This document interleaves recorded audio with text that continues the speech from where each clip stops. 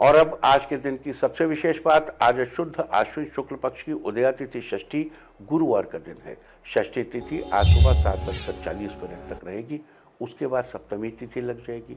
आज शारदीय नवरात्र का छठा दिन है। आज के दिन माँ दुर्गा के कात्यायनी स्वरूप की पूजा की जाएगी। माता कात्यायनी मन की शक्ति की देवी हैं और आज माता कात्यायनी की उपासना से सभी इंद्रियों को वश में किया जा सकता है। ऋषि कात्यायन के यहाँ जन्म लेने के कारण इन्हें कात्यायनी के नाम से जाना जाता है। माँ कात्यायनी की उपासना करने से व्यक्ति को किसी चीज का भय नहीं रहता, उसे स्वास्थ्य संबंधी परेशानियों से छुटकारा मिलता है। साथ ही अगर आपको अपने लिए सुयोग्य वर या वधू की तलाश है तो देवी कात्यायनी की उपासना से आपकी तलाश भी जल्दी ही पूरी होगी। साथ ही आज पूरा दिन पार कर देर रात 2:35 तक सुकर्मा योग रहेगा। इस योग में किए गए कार्यों में किसी भी प्रकार की बाधा नहीं आती। ईश्वर का नाम लेने या सत्कर्म करने के लिए यह योग अति उत्तम है। और आज पूरा दिन पार कर देर रात 12:59 तक पूर्वाषाढ़ा नक्षत्र रहेगा। 27 नक्षत्रों में से पूर्वाषाढ़ा 20वां नक्षत्र है। इसका प्रतीक चिन्ह हाथ के पंखे को माना जाता है, जबकि इसका संबंध जल वेतस के पेड़ से बताया गया है। पूर्वाषाढ़ा नक्षत्र में जन्मे जातकों को आज के दिन जल वेतस यानी केन, जिसकी छड़ी बनती है या फर्नीचर बनता है, उसकी उपासना करनी चाहिए। हो सके तो उसकी जड़ में पानी डालना चाहिए और हाथ जोड़कर प्रणाम करना चाहिए। आज के दिन ऐसा करने से आपको शुभ फलों की प्राप्ति होगी। तो ये थी चर्चा आज नवरात्र के छठे दिन माँ कात्यायनी, सुकर्मा योग और पूर्वाषाढ़ा नक्षत्र की। अब हम चर्चा करेंगे नवरात्र के छठे दिन कात्यायनी माता को प्रसन्न करके मनोवांछित फल पाने के उपायों की। अगर आपकी कन्या के विवाह में किसी प्रकार की परेशानी आ रही है तो आज के दिन माँ कात्यायनी के इस मंत्र का 108 बार जप करें। मंत्र है ओम क्लीं कात्यायनी महामाया महायोगिन्यधीश्वरी नंद गोप सुतम देवी पतिम में कुरुते नमः। अगर आप अपनी कन्या से कहिए कि वो स्वयं करे तो ज़्यादा अच्छा है, वरना उसके लिए आप कर लीजिए। ऐसा करने से उसके विवाह में आ रही परेशानी बहुत जल्दी ही दूर होगी। अगर आपको अपने लिए सुंदर पत्नी की तलाश है तो आज के दिन आप इस मंत्र का 11 बार जप करें। पत्नीम मनोरमाम देहि मनोवृत्तानुसारिणीम तारिणीम दुर्ग संसार सागरस्य कुलोद्भवम। तो ये थी माँ कात्यायनी की चर्चा। और अब हम बात करेंगे बेल के पेड़ के पास जाकर देवी माँ के बोधन की।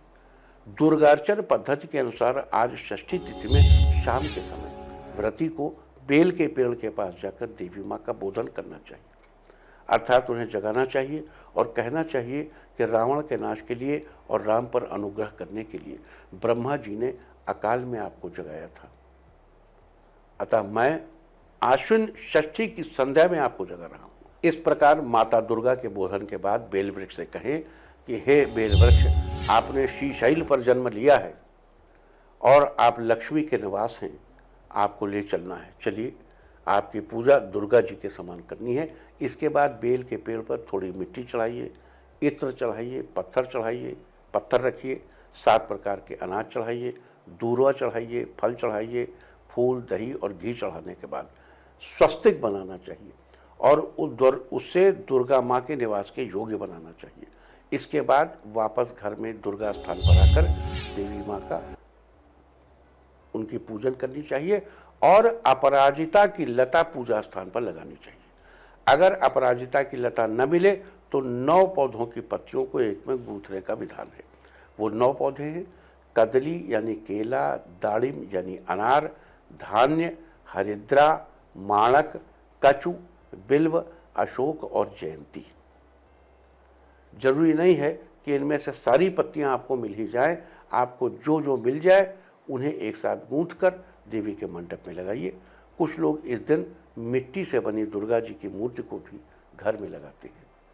तो ये थी नवरात्र की षष्ठी तिथि में किए जाने वाले कुछ विशेष कार्यों की चर्चा। इसके अलावा सप्तमी, अष्टमी और नवमी को कौन से कार्य किए जाने का विधान है, इसकी भी चर्चा हम आज ही करेंगे। सबसे पहले बात सप्तमी की।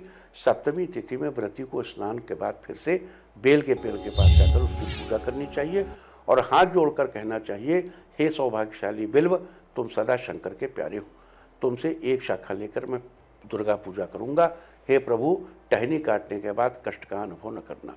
हे बिल्व, तुम पेड़ों के राजा हो, मैं तुम्हें नमस्कार करता हूँ। इस प्रकार कहकर पेड़ की दक्षिण पश्चिम दिशा छोड़कर कहीं से भी एक टहनी तोड़नी, साउथ वेस्ट से नहीं लेनी। और तोड़ते समय ये मंत्र पढ़िए, ओम छिंद छिंदी फट फट होम फट स्वाहा। ओम छिंद छिंदी फट फट होम फट स्वाहा। ओम छिंद छिंदी फट फट होम फट स्वाहा। ये कल ही करना है, ध्यान रखिएगा, आज ही लिख लीजिए, इसीलिए आज से बता दे रहा हूं। आज ही लिख लीजिए, इसको कल करना है।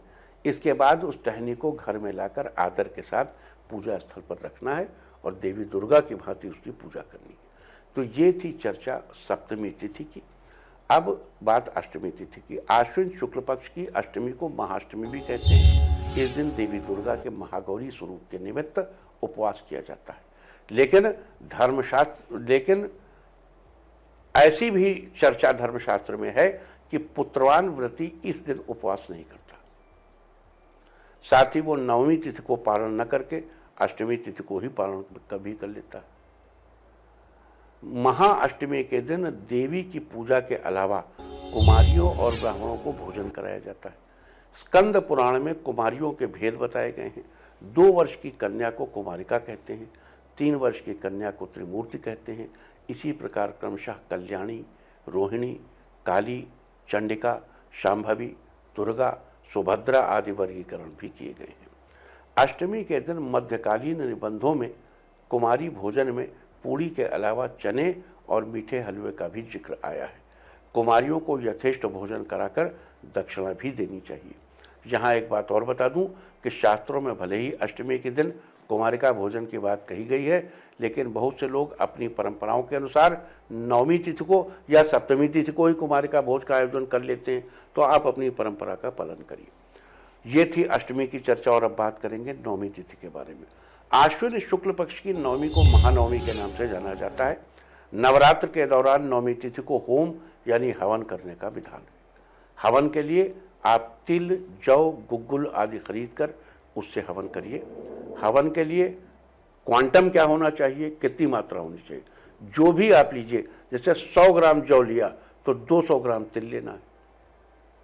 इसके अलावा सुगंध वाली सामग्री और चिकनाई वो जौ के बराबर ही होनी चाहिए, यानी 100 ग्राम होनी चाहिए, लेकिन तिल डबल होना चाहिए। हवन के अलावा धर्म के अलावा शास्त्रों में ऐसा उल्लेख भी मिलता है कि कुछ ग्रंथों के अनुसार नवमी तिथि को कांसे के पात्र में नारियल पानी और तांबे के पात्र में शहद डालकर देवी मां को चढ़ाना चाहिए। कालिका पुराण में आज के दिन कूष्मांड यानी कद्दू की बलि का भी विधान है। ईख यानी गन्ने का रस भी देवी मां को चढ़ाया जा सकता है। देखो, ये सब एक प्रकार की बलि है।